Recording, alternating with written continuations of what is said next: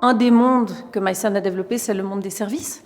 Avec Quand on dit service, j'entends, ce sont toutes services, les assiettes, les plats, tout ce qui va sur la table, en fait. Exactement, soupières, terrines, assiettes, etc.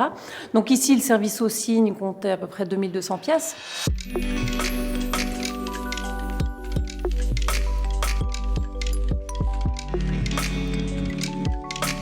Voilà un autre grand exemple de service qui s'appelle le Brühlsesselerlei. Alors là, c'est des fleurs, des légumes.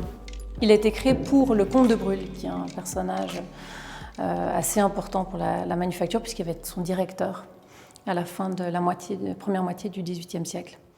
C'est pas mal, en fait, on n'a pas besoin de papier peint avec Meissen, parce que c'est très très visuel et très coloré. En fait, c'est une blague qui tombe tellement à plat, pardon.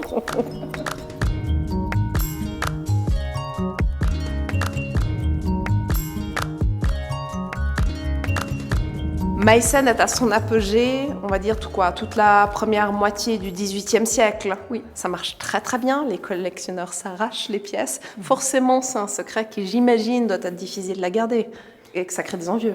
Très difficile. Ils vont pas le garder 1000 ans, comme les Chinois. Ils vont le garder à peine quelques années. Il va très vite aller à Vienne et puis ensuite, il va arriver en France et notamment à Sèvres.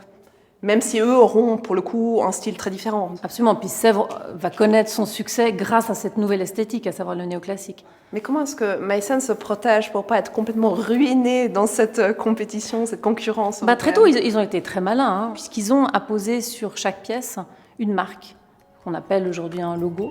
Et ce sont 2 épées croisées.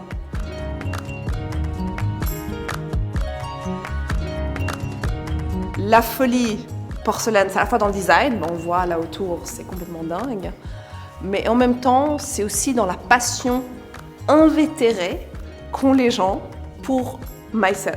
Auguste Lefort parlait, lui, pour sa passion, de maladie de porcelaine.